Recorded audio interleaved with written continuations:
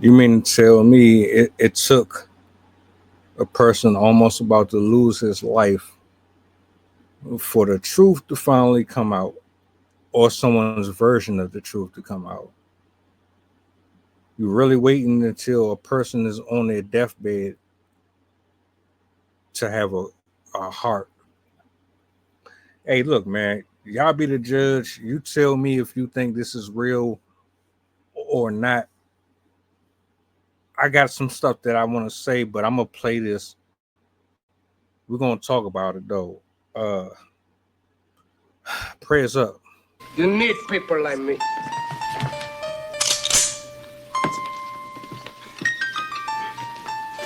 You need people like me so you can point your fucking fingers.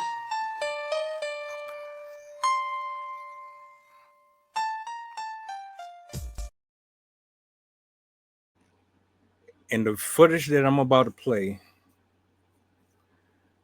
there's going to be some testimony that exonerates Tory Lanez of a crime that got him put behind bars, sentenced for 10 years. Fast forward, he gets multiple stab wounds, getting him airlifted to a hospital where he is fighting for his life. This piece of footage right here, man, can change everything. And I want people to really pay close attention to it, because one or two things are happening. And this is just my opinion. I want y'all's opinion, but I'm going to play this and then we're going to talk about it a little bit. Ago, Unite the People was approached by a gentleman named Bradley James. Mr. James informed us he was working as the bodyguard and driver for Miss Kelsey Harris during Mr. Peterson's trial. As such, he was in close proximity and he had privy to conversations she was having with her husband and others. Mr. James informed us he was not under a non-disclosure agreement or a confidentiality agreement and was free to speak with Unite the People, and that he was doing it because his conscience would not let him not speak and leave a man in prison for something he did not do. Mr. James informed Unite the People that he was a witness to the conversation Miss Harris had, where she stated she had the gun, she fired it 3 times, Mr. Peterson grabbed her arm and knocked it down, and the gun fired 2 more times.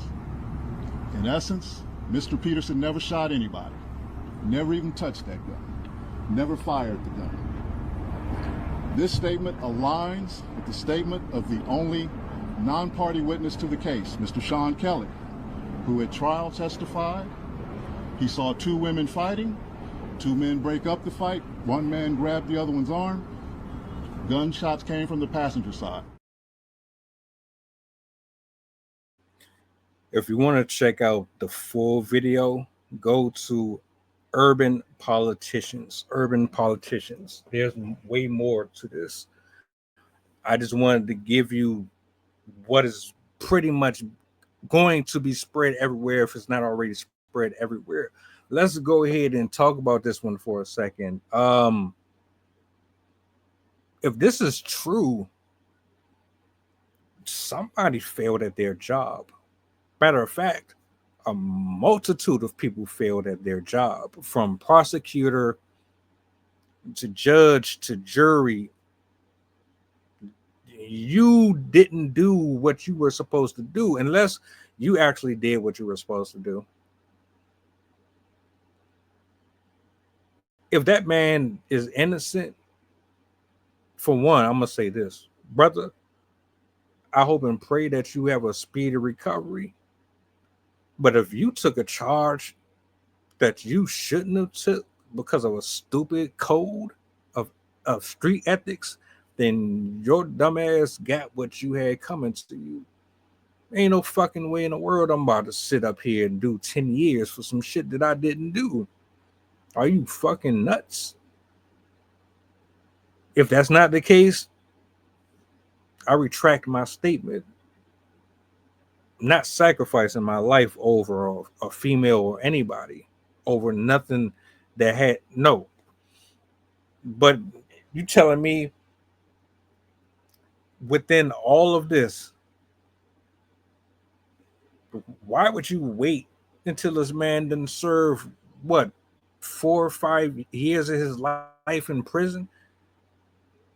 You made that man sit in there that long, and then you decided now because he's fighting for his life, you got a conscience and you want to say something. You let that man rot in there that long.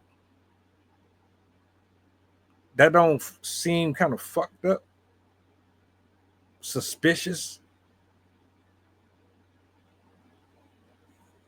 That shit rubbed me the wrong way. Further on in the story, they bring out another gentleman who goes along and says, we're going to pretty much do what we got to do to try to get this brother out of here. Otherwise, he's going to die in prison. My thing is, based on what they were talking about, there was a lot of evidence that did not get presented. There was a lot of testimony that was overlooked. They pretty much fucked this. And the conspiracy theory in me is like, man, they did this shit on purpose. They set him up. If we're going off of what we just heard here, the gentleman got admitted, I did it, from the woman herself saying she's the one who shot him.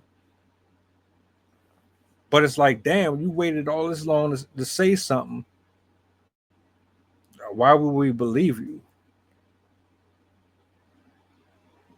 I'm curious to know what's going to happen with this. Are they going to really get this man out of prison? Can this testimony change the whole landscape of this?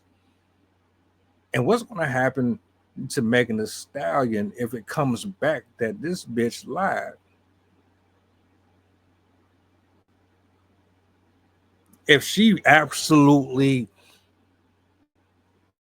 meticulously did this to this brother and got him sentenced for something he didn't do, what are they going to do to her? What should they do to her if this comes back that she was absolutely in cahoots? Y'all let me know what y'all think. Guilty, innocent? Is this story real? Is it solid? I think I don't know. I hope this is, because nobody deserves to go through this type of stuff, man. I did a video. I don't even remember if I uploaded that shit or not, man. They need to create a law where you should be registered for falsely accusing people. Megan Thee Stallion, if you are guilty of this shit, your ass should never be able to work in the music industry again. They should cancel you for real. That's how I feel about that. They're like, that's trifling as shit.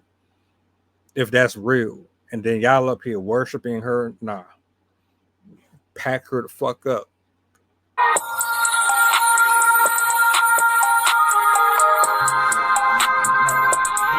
Merry Christmas, filthy animals. And a Happy New Year.